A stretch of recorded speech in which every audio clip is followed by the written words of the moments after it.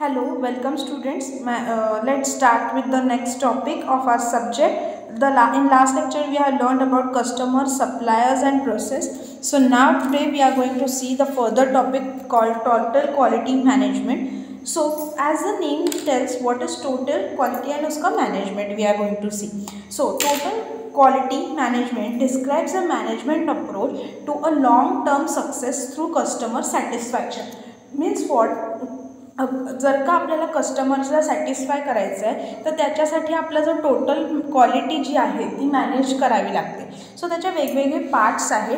Process centred, customer focus, total employee committee, integrated system, strategic thinking, decision based on fact and effective communication and continuous improvement. Okay, so we are going to see this in. Okay, so first of all we are going to see what is process center.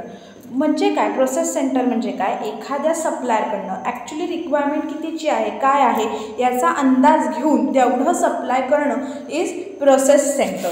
Okay, second is customer focus.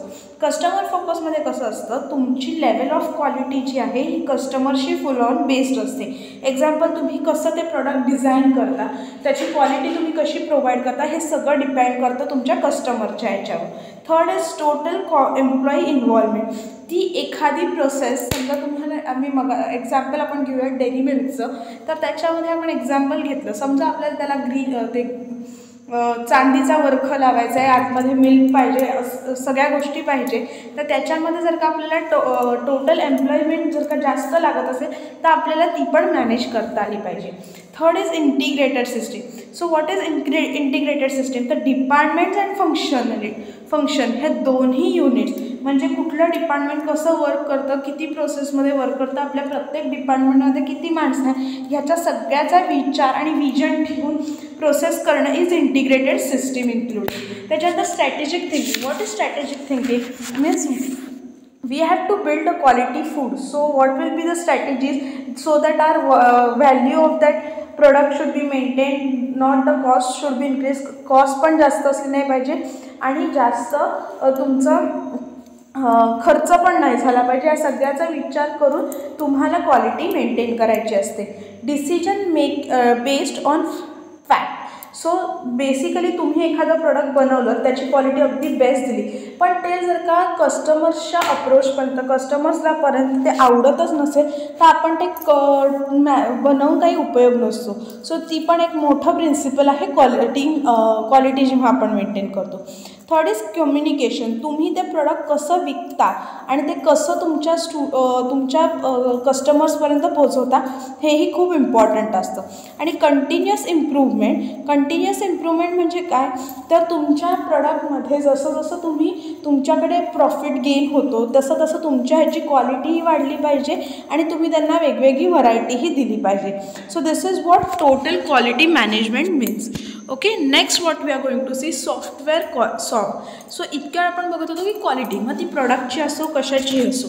आता आपण काय बघणार आहोत? सॉफ्टवेअरची quality आणि software म्हणजे काय. So basically software is a set of instructions, data और program use to operate computers and execute specific task. So software म्हणजे काय? वेगवेगळे आपल्याकडे फंक्शन्स असतात, वेगवेगळे प्रोसेसेस असतात, त्या सगळ्यांना एकत्र करून एक जो प्रोग्राम बनतो त्याला आपण काय म्हणतो? सॉफ्टवेअर म्हणतो. त्याच्यानंतर ते जे वेगवेगळे ऑपरेशन्स असतात ते सगळे मिळून एक स्पेसिफिक टास्क रन केला जातो. So that is software. It is a generic term use to refer application, scripts and program. सो तुम्ही एखादं ॲप्लिकेशन वापरता जस्ट लाईक व्हॉट्सअप, तर ते काय आहे? तर एक सॉफ्टवेअर आहे. त्याच्यामध्ये वेगवेगळे काय आहेत? ऑपरेटर्स आहेत. जसं तुम्ही फोटो सेंड करता हे एक वेगळं ऑपरेटर आहे, तुम्ही मेसेज सेंड करता हे एक वेगळं ऑपरेटर आहे, असे वेगवेगळे ऑपरेटर्स आहेत. स्क्रिप्ट्स म्हणजे काय? तर स्क्रिप्ट्स आपण बघतो की विकिपीडिया आहे is one type of script. तो असे वेगवेगळ्या स्क्रिप्ट्स असू शकतात. त्याच्यानंतर आपण बघूयात मग ह्याची क्वालिटी काय आहे, quality of a software. So the user focuses more on how software works at external level and can be maintain only if coder has written the meaningful good quality code. So the user कशावर focus करतो, तुम्ही काय code लिहिला ते त्यांना महत्त्वाचं नसतं. ते कसं प्रेझेंट केलं आहे, तुमचा जो फ्रंट एंड आहे तो कसा आहे, काय आहे, ह्याच्यावरती सगळ्या सॉफ्टवेअरची क्वालिटी ठरते. सो बेसिकली समोरच्या डिझायनिंग पार्टमध्ये त्या युजरची जी काय रिक्वायरमेंट आहे ती जर का तुम्ही फुलफिल करत असाल तरच कस्टमर थिंक करणार की तुमचं सॉफ्टवेअर बेस्ट आहे. सो बेसिकली जेव्हा तुमची एखादी क्वालिटी आपण ठरवतो किंवा कुठल्याही प्रोडक्टची, तसं त्याच्या तेव्हा सगळ्यात इम्पॉर्टंट गोष्ट असते की what is customer billing on customer is always a king. So सगळ्यात महत्त्वाचं जेव्हा एखादं सॉफ्टवेअर तुम्ही बनवता तेव्हा ते युजर फ्रेंडली असणं की किंवा युजरला अप्रोच ते पटकन होणं हे सगळ्यात महत्त्वाचं असतं. इट मीन्स तुमचा डिझायनिंग पार्ट जास्त अट्रॅक्टिव्ह असला पाहिजे का, तर नाही. व्हॉट्सअप कुठे अट्रॅक्टिव्ह दिसतं, व्हॉट्सअप इज नॉर्मल दिसतं. त्याच्यामध्ये आता त्यांनी फीचर्स ॲड केले की तुम्ही तुमचा वॉलपेपर चेंज वगैरे करू शकता, पण ते आधी नव्हते. सो इट्स ओके, बट ते अट्रॅक्टिव्ह दिसण्यापेक्षा ते युजर फ्रेंडली होतं, त्याचा यूज जो होता तो खूप जास्त होता. सो सॉफ्टवेअर अँड क्वालिटी सॉफ्टवेअरमध्ये not only design part is important but it is important कि how user friendly it is. Okay, so next we are going to see what are the characteristics of software. First is functionality, performance of the software. किती fast, किती useful ते चालतंय is the functionality of the software. Second is reliability, desired function under the condition. म्हणजे आपल्याला जी requirement आहे ती पूर्ण होती एखाद्या सॉफ्टवेअरमधनं, म्हणजे काय, desired function of that software. त्याच्यानंतर efficiency, use system resource is most efficient in most efficient manner. म्हणजे कमीत कमी यूज करून युजरला फुल व्हॅल्यू देणं is what efficiency. Third is maintainability, maintain software system to extend function. म्हणजे ती तुमचं जे व्हॉट्सअप आहे किंवा कुठलंही ॲप्लिकेशन घ्या ते मेंटेन किती तुमचं सॉफ्टवेअर. आता आधी मार्शमेलो होतं, त्याच्यावरनं तुम्ही ओरिओला शिफ्ट झाला, तर जेव्हा तुम्ही शिफ्ट झालात तेव्हा ते फंक्शन तुमचं सॉफ्टवेअर ॲप्लिकेशन बंद नाही ना पडत आहे, तुमचं परफॉर्मन्स इन्क्रीज होतो नाही, ह्याच्यावरती लक्ष द्यायला लागतं. Portability, function properly on different hardware and software platform. Just like WhatsApp हे अँड्रॉइडवर पण चालतं, सॉफ्टवेअर हे मायक्रोसॉफ्टवर पण चालतं व्हॉट्सअप, आणि तसंच ते ॲपलच्या फोनवर पण चालतं. सो तिन्ही फोनवरती ते चालणं is what portability. Third is security, proper measure to keep data secure. So data तुमचा सिक्युअर राहिला पाहिजे, हे कुठल्याही ह्याच्यातला मेन एम असतो. त्याच्यानंतर usability, ease to use the software. तुमचं सॉफ्टवेअर किती इझिली यूज केलं जाऊ शकतं. सो तुम्ही आत्ताच काही प्रोजेक्ट्स बनवलेत तुमचे, फंक्शन मी म्हणते तुम्ही सॉफ्टवेअर कुठल्या कुठल्या ह्याच्यावर चालेल ह्याचा सगळ्याचा विचार सोडा, कारण बाकीच्या सगळ्या कॅरेक्टरिस्टिक्स तुमच्या सॉफ्टवेअरमध्ये आहेत का. When examiner comes to you they check all this things की तुमचं सॉफ्टवेअर ह्या पद्धतीने डिझाईन आहे का. त्याच्यानंतर ह्या सगळ्या गोष्टी ते चेक करतात. सो तुमचं सॉफ्टवेअर असं आहे का हे एकदा तुम्ही स्वतः व्हेरीफाय करा. आलं लक्षात. ओके, सो कॅरेक्टरिस्टिक्स आपण आता बघितल्या सॉफ्टवेअरच्या. त्याच्यानंतर आता आपण बघणार आहोत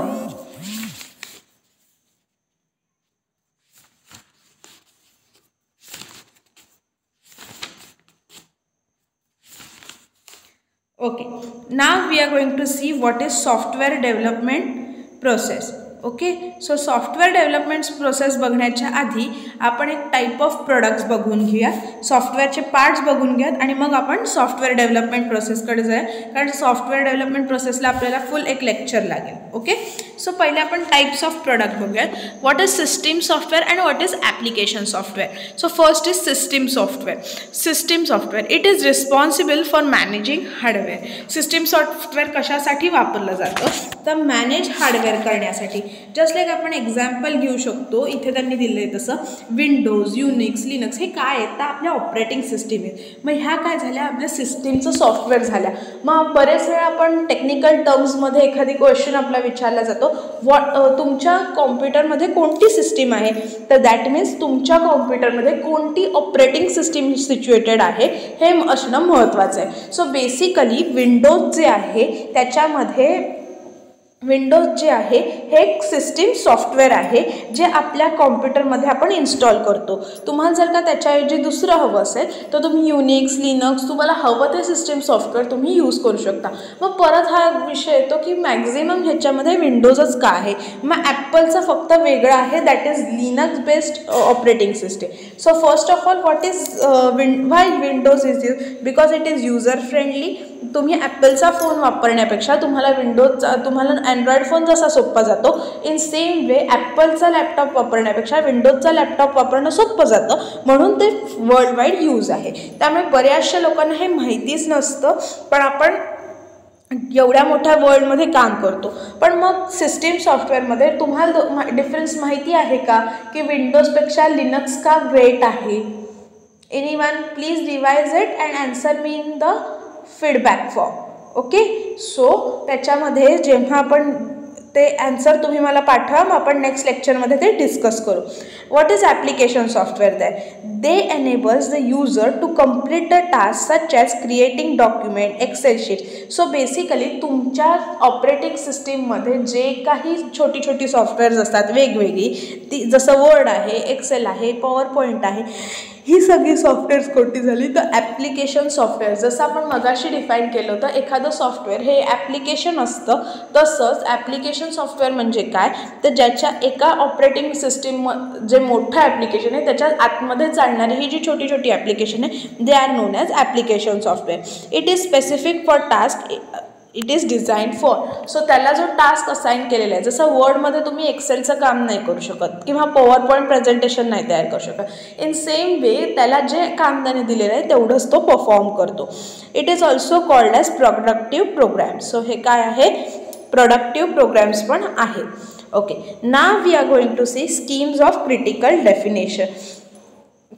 म्हणजे काय तर severity is defined as the degree of impact a defect has in the development or operation of a component. जेव्हा तुमचं एखादं सॉफ्टवेअर तयार होतं तेव्हा त्याच्यामध्ये वेगवेगळे डिफेक्ट्स येऊ शकतात. सो ते डिफेक्ट्स कसे डिफाईन केले जातात तर क्रिटिकल, मेजर, मायनर आणि लो हे 4 टर्म्समध्ये आपले डिफेक्ट्स डिझाईन केले जातात. सो सगळ्यात पहिल्यांदा क्रिटिकल डिफेक्ट. आपल्याला कधीही कॉम्प्युटर चालू नाही झाला की जो डिफेक्ट येतो दॅट इज क्रिटिकल डिफेक्ट, की तुमचा कॉम्प्युटर चालूच होत नाही आहे, म्हणजे त्याच्यामध्ये हार्डवेअरमध्ये काहीतरी प्रॉब्लेम असेल किंवा काहीतरी प्रॉब्लेम असेल. So it is a critical defect. Second is major defect. Major defect म्हणजे काय? जेव्हा तुमचं एखादं पर्टिक्युलर फंक्शन, समजा तुमचा कीबोर्ड चालत नाही आहे किंवा तुमचं एखादं पर्टिक्युलर ॲप्लिकेशन ओपन होत नाही आहे किंवा असे काही तुमचे इंटरनल जसं वायफाय चालत नाही आहे, नेट प्रॉब्लेम येतो आहे, ते डोंगरमुळे येतो आहे की ह्याच्यामुळे, तर त्या सगळ्या गोष्टी ज्या आहेत त्या मेजरमध्ये जातात. आणि third is minor. What is minor? की मायनर डिफेक्ट आणि मग मेजर डिफेक्टमध्ये फरक काय?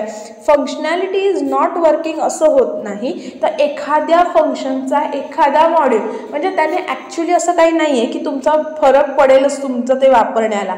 समजा तुमचा फोन चालतोय व्यवस्थित, फक्त त्याचं ना ब्लूटूथ चालत नाही आहे, तुम्हाला फरक नाही पडणार. सो एवढ्या मोठ्या सेटिंग्समधलं एक ब्लूटूथ चाललं नाही तर तुम्हाला फरक पडणार नाही आहे. So that is a minor defect. आणि लो डिफेक्ट म्हणजे एखादं स्पेलिंग मिस्टेक आहे किंवा ग्रॅमॅटिकल मिस्टेक आहे, तर that is scheme of critical definitions. So it is divided into 4 part. Okay, so today we will stop here. आणि आता उद्या आपण सॉफ्टवेअर डेव्हलपमेंट लाईफ सायकल बघूया, आणि जी एक्झाममधली सगळ्यात इम्पॉर्टंट आहे आणि ती एक्झामला येतेच. So it is most important lecture, so please attend it.